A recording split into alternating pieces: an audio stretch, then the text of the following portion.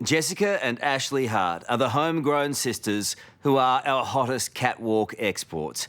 These days, they call New York and Los Angeles home, a long way from growing up with their single mum, Ray, in the suburbs of Melbourne. It's a rags to riches story, and so much more. You see, the girls' success comes directly from the love and support of their mum.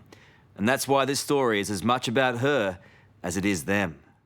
What difference do you think your mum made for you girls growing up? She worked 2 jobs. We had no money. I mean, she would make us like baked beans on toast for dinner. It's like a treat. But that's again, she never we never made us felt feel like we were poor. going without or anything like that. But she deserves a medal. She actually says that herself. But it's true. It's true. She really does. Jess and Ash Hart are talking about their mum, Ray. You must miss them. Yes, terribly. Their provider, their mentor, their inspiration. And the hand at the back, Jess, with the other hand. So how nice is it for you to have them home? Wonderful.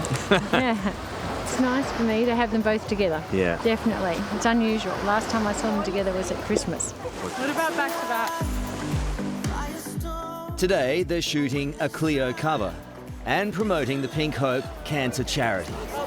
Lovely, lovely, lovely. It's a beautiful, albeit brief moment for Ray and her daughters. Before Jess and Ash board another flight bound for the United States. Mum's an awful long way away from her girls, though, isn't she? Yeah, like up until a few years ago, I used to just think, yeah, my girls live overseas. And in the last few years, I've realised it's not funny anymore. They actually live overseas. And, yeah.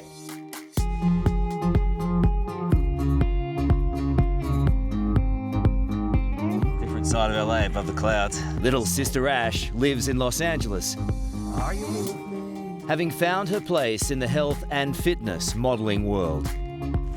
How often do you do this? A couple of times a week, don't we? What? Hope you can run it.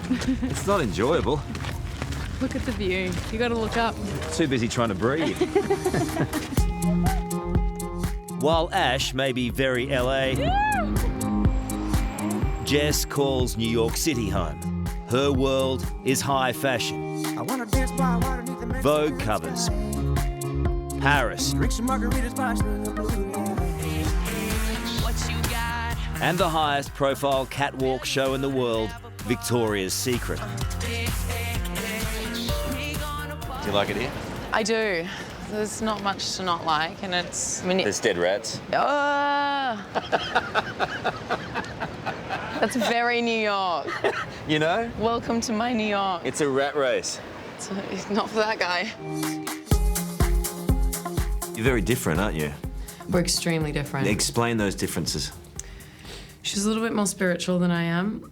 I'm not so off with the fairies. It's great, though, because we balance each other out, you know, when we take the story all too seriously, so to speak.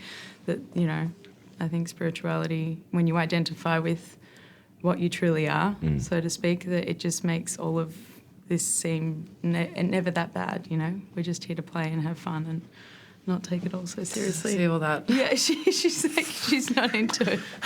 She's never been into that. There's going to be like, it was a sign, there's a sign. I'm like, there's not a sign, you've just got to pay your bills. It's life.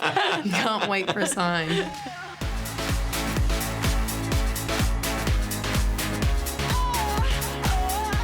Follow sisters Jess and Ash Hart for a couple of weeks and you get some idea of just how in demand they are.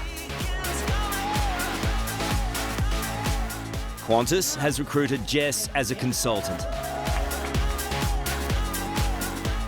And she's on the cover of this month's Harper's Bazaar.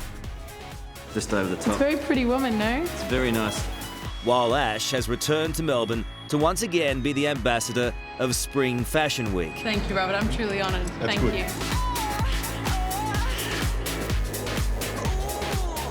It all started back in 2000. When big sister Jess won the Dolly Covergirl competition at just 14 years of age. What do you think it was about you that they saw? I have no idea.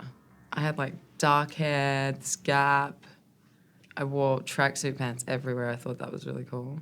You are fully boganed up. Yeah, I was so fully. bogan. Proud bogan. You point out some distinctions there. That becomes your thing in a way, doesn't it? Did anyone try and change you along the way? Never. Although I did go to the dentist once to talk about it. Did you? He said that we'd have to cut the gum out in the middle and remove it, and then I'd have to wear this big thing. Then it was a head unit, and I'd have to Too much effort to close the gap. every night I'd have to wheel it in. So thanks.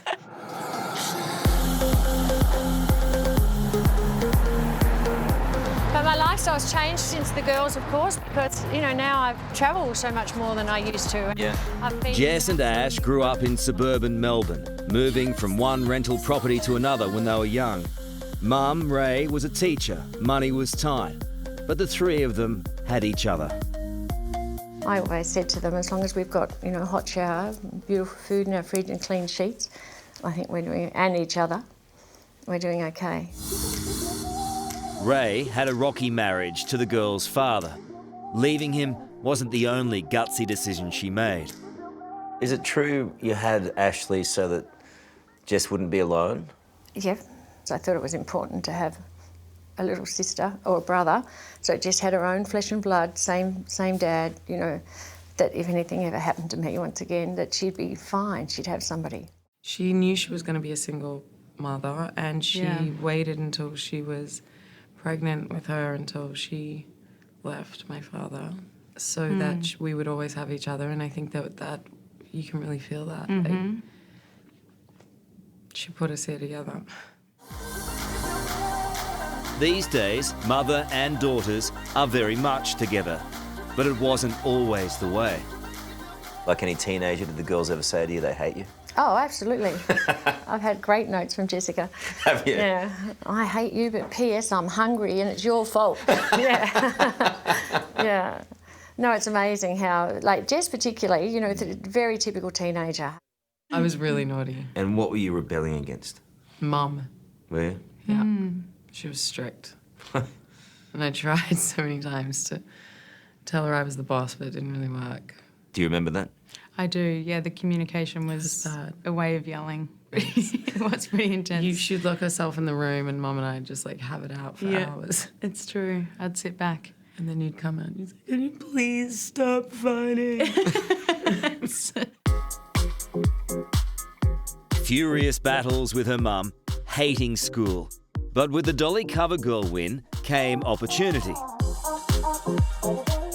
At 15, Jess was precocious, impetuous, and given her first international contract, a 6-week modelling stint in Japan. That was a real learning curve, because that's where they make it very clear that this is a business and not like something you can just mosey on in and out of. But you decided that was something you wanted to do. No, at this point I still didn't want to do it. I wanted to go home. Sorry. And then I'd get home and they'd say, okay, now let's go to America.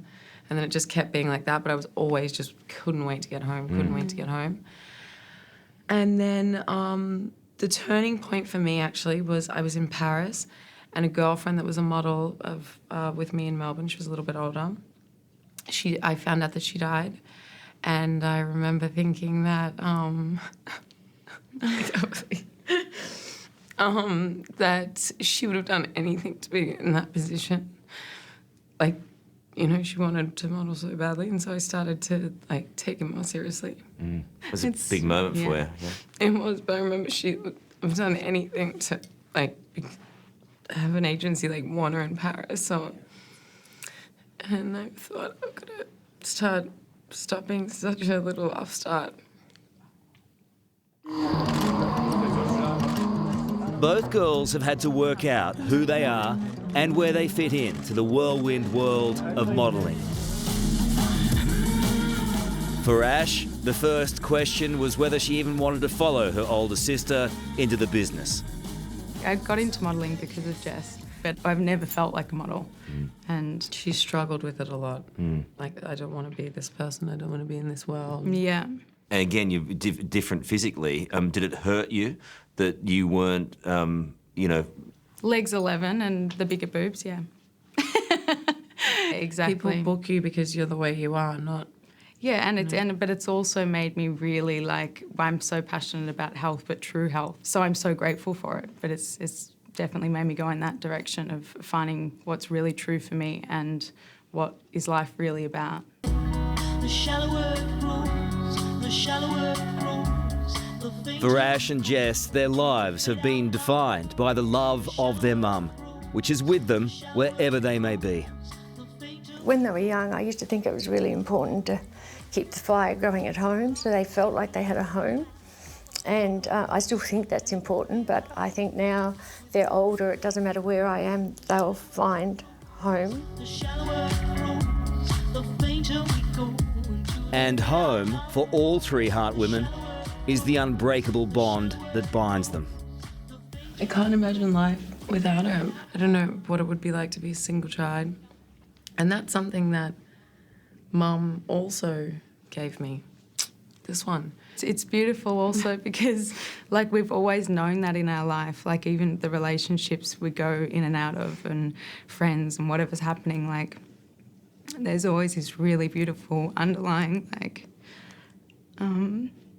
security in each other, like there will always be okay because we have each other. It's like, it's such a beautiful support to have. It's there. Mm-hmm.